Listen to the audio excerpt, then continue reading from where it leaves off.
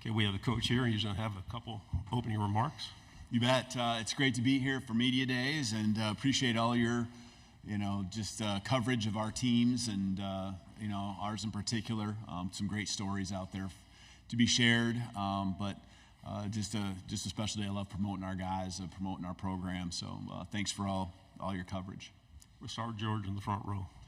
George Teague, CBS News, Texas. Coach, you've done a lot building relationships with former players at the University of Alabama. Just curious to hear, what do you think the impact it has with a coach who maybe didn't coach those guys does for your program? Well, roll tide, George. And what was the last part you were talking? So how does it impact? The development of your program. Yeah, the relationships I think are critical. We talk about the vision that you have and that you want for your program, but really, taking one step back, I'm a firm believer that before you can really sell the vision and get the buy-in on what you want that vision to be, you have to have a relationship, and they got to know that you care before they really, care about what you know and what you try to sell to them and what you want the program to look like, and that buy-in happens because of the relationships. Left side, fourth row. Dan Peck, ESPN 106.7 in Auburn. Coach, what were the most difficult parts of making the decision to take the Alabama job? The most difficult, I think, just family. You move around, and I think we've lived in the last 15 years, I think, in 13 or 14 different houses, in about 9 cities, I think, and so 9 different moves. And so knowing that takes a toll, not just on myself, but my family, that's hard. Got 2 daughters that are getting older, and one's actually going to be a freshman at Washington, and so that was a pretty unique situation and a great setup there. But getting their support was really important, and once I had that, just continue to follow through on this opportunity and work with Greg Byrne, just realizing what the vision was for this program and what it has been, and just understanding the support I'd get. It's just made it to where, I understood again why this place is special and why I wanted to be the head coach here. Right side, front row. Hey, Kalen, good morning. Zach Klein with WSB Channel 2 in Atlanta. I'm curious how far back, if at all, your relationship goes with Kirby Smart, and what can everyone expect for your first SEC game?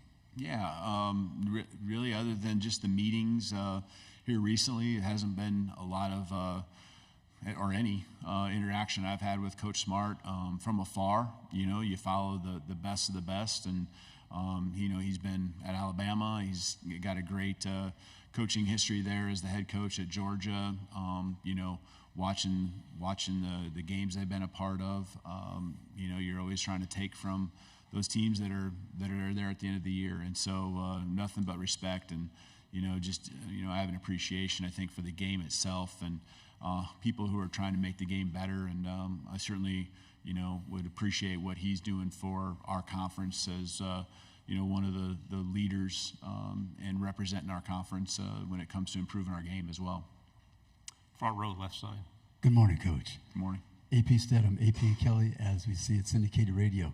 Coach, there's 2 units. I use the term like a chorus line, the offensive line and the defensive back. How do you get them ready for the big stage on Broadway, and what are some road protocols that are important for your team? Offensive line and defensive back? Yes. Okay. I think, when it comes to those positions in our program right now, I think we made a lot of headway as far as gaining some depth. I felt, going into the spring, maybe that position was one that maybe, might be a little bit concerning when it comes to the depth experience, but the way it all really came together, we all of a sudden now have, an interior that's got a lot of experience with Parker Brailsford, Tyler Booker, Jaden Roberts, and then, getting Caden Proctor back, along with the development of Elijah Pritchett, who did a great job, Will Conformby, some others as well. I really feel like it's actually a strength of our team now.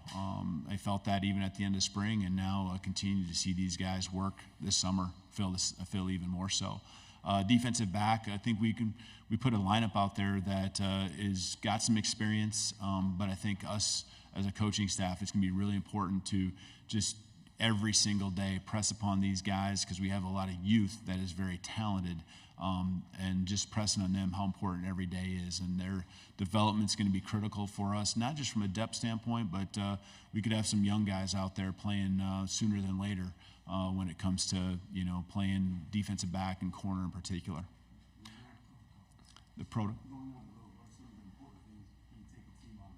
I mean, we all have our different beliefs when it comes to going on the road and what we try to do and the protocols.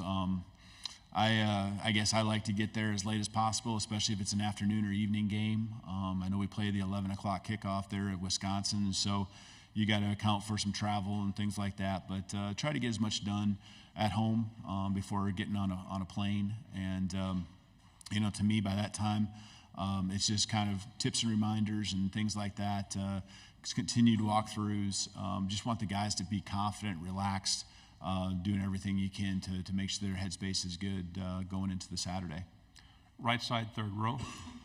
Kennedy Wright with CBS 42. Coach, can you talk a little bit about how hard was it, or was it even a challenge to bring your own culture and beliefs to a team that's deeply rooted in traditions and kind of has its own culture already? Yeah, I mean, I respect, and I've done it enough times to where you go to different places, whether it's as an assistant or as a head coach, to where you kind of know, and the first thing, you know what you need to try to do early, and the first thing is to just listen to what those things are, whether it's the players, whether it's the alumni, those within the building, just kind of hear, what are front and center, the ones that are the traditions that are most important to them, the reasons for, the success, what's been done. Fortunately, I retained a lot of staff, and a lot of that continuity, I think, helped with a lot of those traditions, and again, helping me understand what I don't know. But then I think there's also just got to be a piece of, and it's more of the scheduling and just the methods that we will use, timing, all that kind of stuff. Just things that have worked for me, worked for the programs I've been a part of, what I've learned, and I think that it's not necessarily always a right or wrong. It's more about how you blend it all together, and so those things were important to me. We're going to practice in the mornings. And I don't think there's a right and wrong. We've had success mornings and afternoons, but how I can mesh things together and just make a schedule throughout the week that fits practice in the mornings, that's something that I feel like I understand well, and that's something I think our guys have embraced and have educated them. Again, this isn't necessarily the only way you win, but this is the way that I've achieved success, and I think they're very open to it, and I appreciate our guys for being that way. Left side, third row, and then pass the microphone to your left. Yes, sir. Good morning, Coach. Tony Reese out of WCVM out of Columbus, Georgia, the ABC affiliate. What would you say has been the biggest challenge you faced since being at Alabama, and how have you been able to overcome it so far? Biggest challenge, I think the biggest challenge, I know the biggest challenge was early on. The first 2 weeks, with the timing of everything being in the middle of January, there's no question. I mean, you got a contact period. We're a 12-2 football team that went to a semifinal game. A lot of talent on our roster, highly recruited football players, and so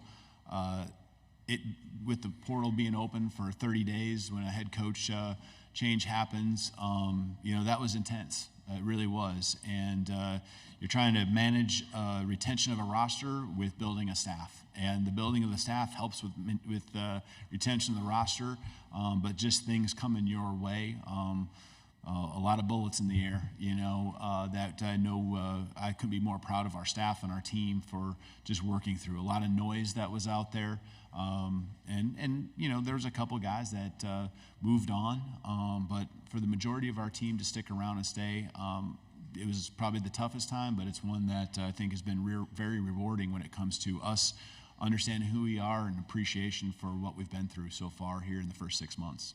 Stay on the left side, third row.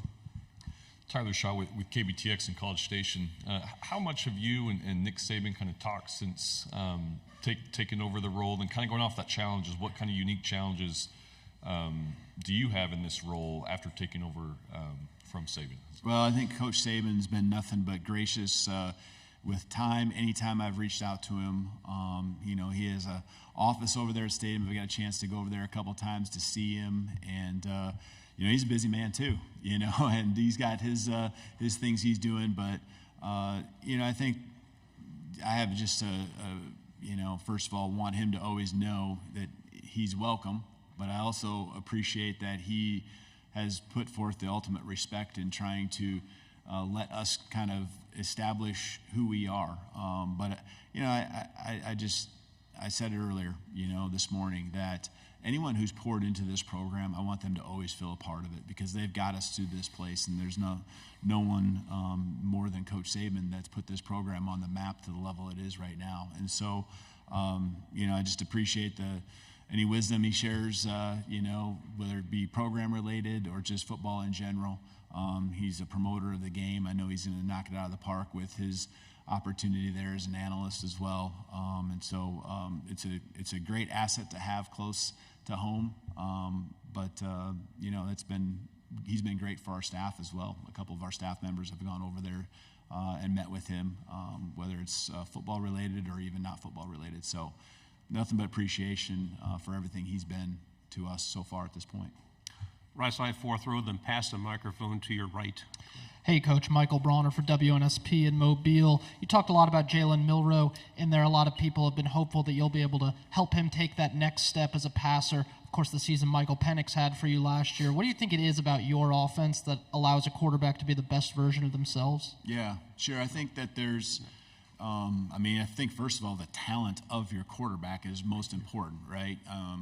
You can go to drastic levels and talk about a guy who can't pass. Well, in the end, your passing game's not going to be what you want it to be. But, Jalen's super talented, when it comes to down the field throws, which are not easy. He was one of the best in the country.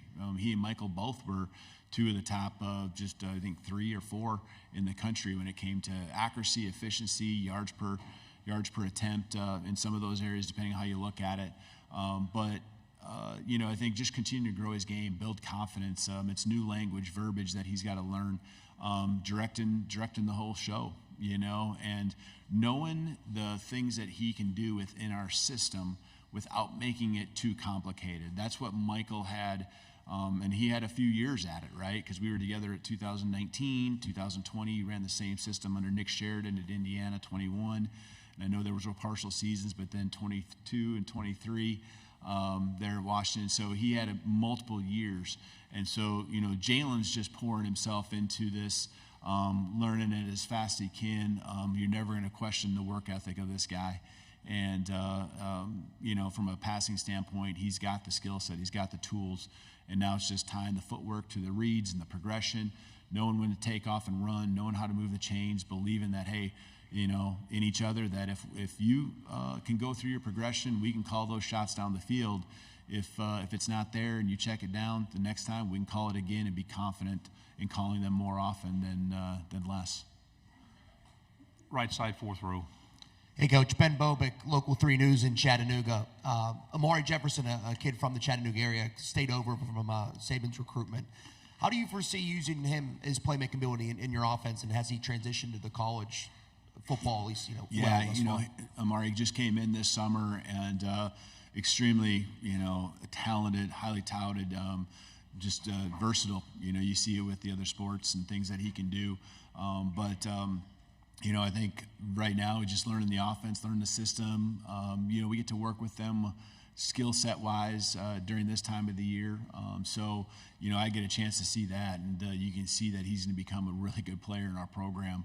And, at that position, we'll rotate guys in, and especially if they got a way that they can help us with different certain packages. I'm anxious to get to work with Amari here in the month of August and, get him, see how quickly he can pick things up and get out there and do some things for us. One final quick question right here on the left.